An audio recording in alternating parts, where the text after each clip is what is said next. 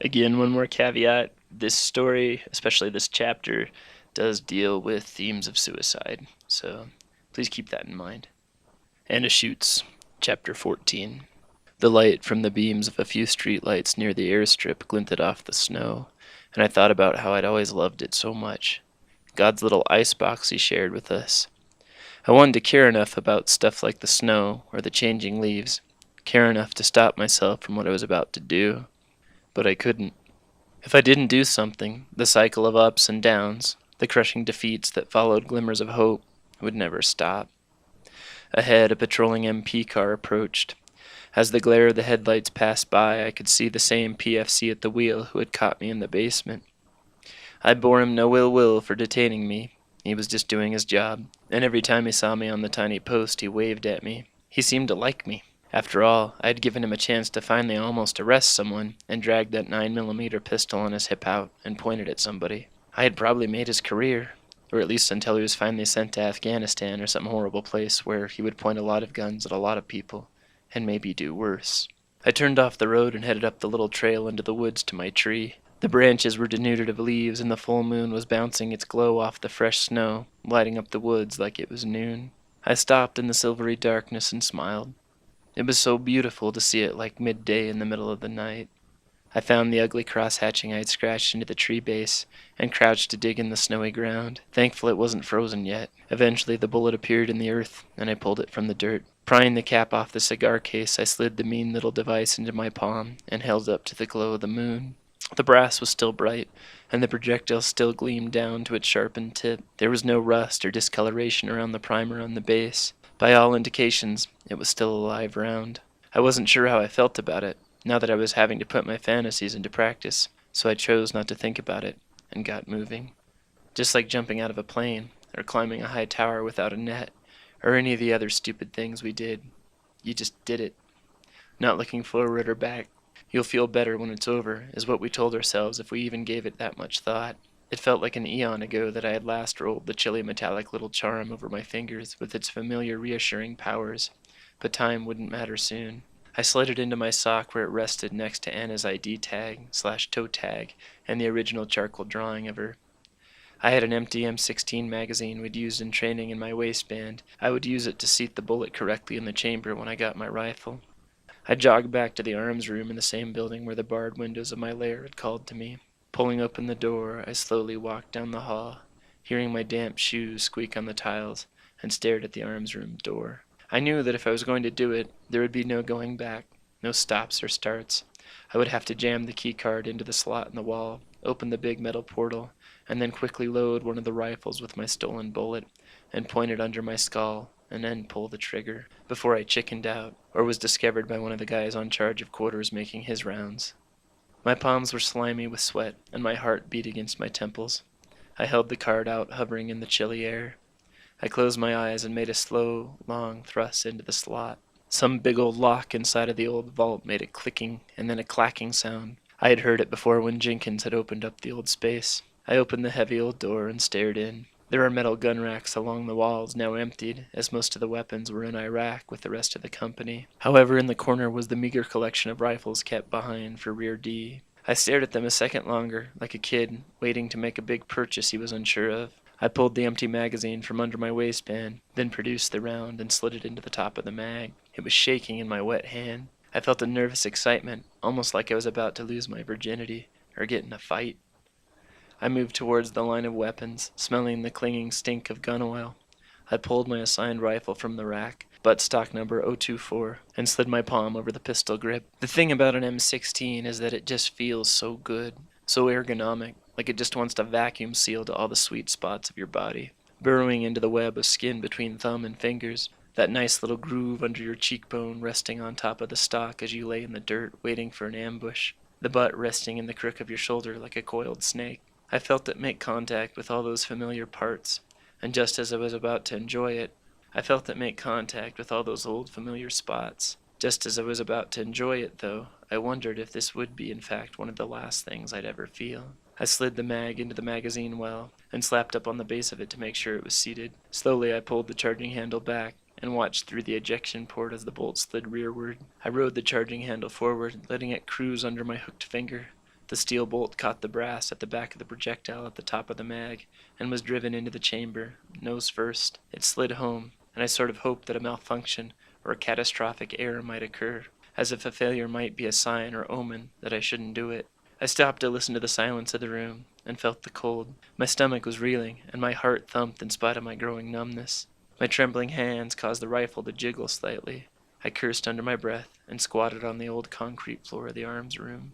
I'd never pointed a gun at myself before, especially not one with a live round in it waiting to go off. I took a breath and slowly raised the muzzle up towards my soft palate, then held it. Come on, just like Kurt Cobain or all those pictures you look at, like all the other things you've done, just hurry up and it'll all be over.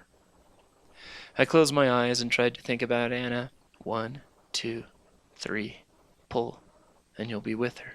Anna, I said under my breath as I felt the cold, oily muzzle slide smoothly along my razor stubble. The safety was off. There would be no false fires, no practices, just a few pounds of pressure, and then, Anna, please, be there, I thought, as a quivering trigger finger slowly began to bend into the trigger well. It was a shaking little worm on a hook as it began to slowly sink lower.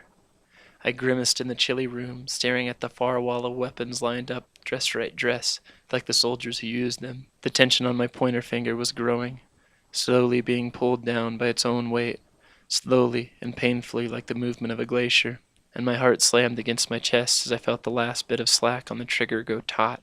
Anna, I pleaded under my breath. A hand as cold as an ice block wrapped around my shoulder and froze my breath. I spun around. The same sad eyes, the same pretty face. Anna!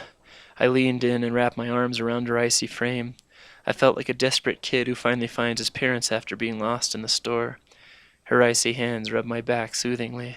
The rifle still dangled from my right hand as I embraced her, and I clicked the safety on before dropping it to the ground with a clatter, half wondering if maybe I had in fact shot myself. I leaned back and stared into those sad brown eyes, and then kissed her. It was incredibly cold, but I didn't let it stop me. Where were you? I heard the hurt in my own voice. She looked down for a moment, then leaned in and whispered, You cannot do this. Her voice sounded slow, like it was coming through a haze of water, but even then I could hear the urgency. I can't keep going. Something hot and wet pooled in my eyes. She shook her head. You can't do this. I pulled back from her and looked into her eyes. Why didn't you tell me you were going to leave me? I could feel tears coming over the edges of my eyelids, and I wiped them away with the back of my hand. She studied me for a moment, almost with a maternal expression, and then said, You would have been here even sooner if I had told you. She pointed at the arms room. She was right. The only thing that had kept me going this long, aside from my vacations with the Nazis, was hoping to see her again. You don't know what it is like, Ollie, to be trapped forever. To live your own death over and over every time the leaves change. She smiled sadly and ran a frozen hand over my cheek, then leaned in and held me. You need to keep trying, she said very softly. I don't want this to be what you see forever. Anna, I began. I wanted to tell her I was sorry about what had happened in the clinic. I even wanted to ask about whose baby it was. 1,000 things went through my mind, but then dissolved when her body went stiff in my arms. Her own arms locking at her sides, and her back going ramrod straight. I jerked back and looked into her eyes. Her jaw dropped, eyes wide with terror. Vater, she said, in a breaking voice. I shot a glance behind me. There he was, Mr. Schutz, the old death's head harbinger of abortions glaring at us from the doorway. Du Sau! He shrieked, in an electric, tortured growl as he lunged forward. Anna shrieked and ran through my body in a blast of cold air. Her father lunged at her in the doorway, but she twisted in a near pirouette, and he missed her as she shot by. The gray harbinger pivoted around and took off after her as I followed, not feeling anything but a need to touch her again and destroy that old man. She ran down the hall as he chased after her. Her tweed coat and skirt sloughed off onto the floor, and now as she neared the exit a familiar gown from the clinic was all she wore. Her feet suddenly became bare as they scurried silently over the old tiles. Anna! I called, sprinting with all my power down the old heavy tiles. She paid me no mind, and I realized that right now she wasn't Anna, no longer the sage 19-year-old of 70 years who held my hand and comforted me. She was the teenage girl I'd seen in the clinic, scared and abused, reliving something awful from her past she couldn't stop or change. She shot out of the building, The ugly wool-clad shoulders of her father lunged and pounded as he followed through the exit. I burst out of the barracks door and down a tiny avenue between some storage sheds. The cold air ripped at my lungs as I ran past the convenience store. I had lost sight of Anna and her father, but seeing Anna in her clinic-issued gown made it clear where they might reappear, reliving the same horrible scene all over again. I ran past the airstrip and jetted again for the second time that night into the maze of clawing, leafless branches. I ducked under the sharpened tree limbs and curved around the bends in the path.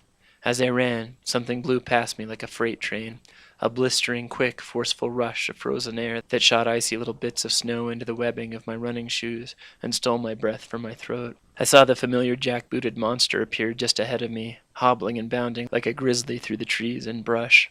My heart sank when she materialized ahead of him. "Anna!" I yelled as I surged down the path to our clearing. I ran hotter than ever, ducking under the branches and shifting my weight with every little twist and turn of the tiny trail. Breaking into the clearing where our overhang was, I saw him charging towards the refuge of rock and moss where I first saw her hiding. "She's not there. You can't see her," my mind screamed. "She's hiding and you won't find her." This time, though, I wasn't there to stop it as I had been weeks ago. To snap Anna out of the memory she was compelled to relive and replay of what her father did all those years ago.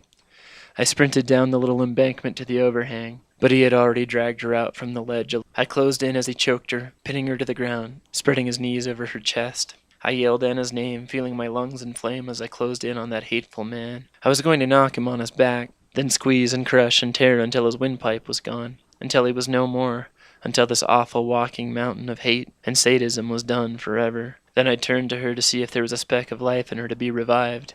One last little bit of tangible evidence of the tentative link between us to call her back to me. I leapt at him, hands out, fingers curled, ready to grip and rip. I slid right through him and landed awkwardly under the ledge where Anna had hidden. I rolled onto my hip to face Mr. Schutz, but he was gone. And Anna was too. The snow was pure and clean except for the space-age treads where my running shoes had cut through the snow before my flying leap.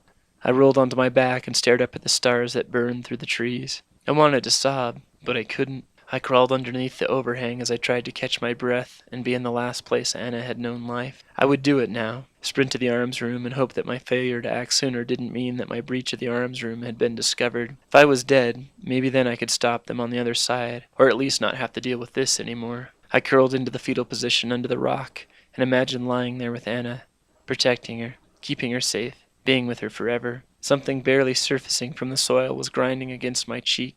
I scraped at it with my index finger, and then peevishly rose up on an elbow to dig it out of my way. I dug for an outline around the jagged protrusion, and whatever it was down deep. I imagined Anna having that thing poking her while she hid in terror. My fingers began to uncover the contours of a big whitish mass that was gleaming in the moonlight. Finally I hooked a finger into the lump and flung it out of the hiding spot. I scraped the dirt back to refill the void it left, then lay back down on my side and stared out into the white moonlight of the clearing. That was when I saw the familiar black orb of an eye socket staring at me from the ground. It looked so familiar. It bounced with images from textbooks I couldn't place and DVD cases with dark titles. Something about cartoon bottles of poison and secret fraternities. It was a skull. One side was covered with mud, but the other was bleached white against the snow.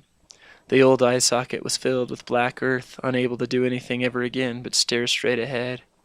The triangle-shaped void where the nose had been was what had poked through the soil and ground at my cheek. It was over. All my dreams of that long-fingered, soft-footed girl who I had wanted to hold at night, the one that walked without making noise over the dead leaves, the woman that smiled at me with those beautiful eyes. This was her. The end. No more. Just an organic pile of bones and rags that would disappear soon, too. I rose up, staring at the lump of bone as it stared back at me. My back slid along the ledge as I inched away from it. I looked down at the void beneath the rock where Anna's other remains probably had been buried under the convenient ledge after her murder. I could hear a dog in the distance and see what looked like flashlights bouncing along the trail in the distance. I heard radio chatter and knew it was the MPs. I rolled backward over the overhang behind me and took off into the dark. I just wanted to thank you for listening. I hope that you liked the story. Right now, this podcast is available on YouTube. It's available on Podbean, Stitcher, and iTunes. So if you're not already listening to the story in your preferred format, please look at the links below and find what you need. If you go onto Facebook and do a search for Keystrokes Amid Cobwebs, You can find our Facebook page and learn more about the show and also potential future shows. So please get on there so we can become friends. And finally, I'm really looking for feedback. Do you like the story? Do you hate it? What are some things you enjoyed or things you would change? If you can, please give me an email at keystrokesamidthecobwebs@gmail.com. I'd love to hear what you have to say. Thank you.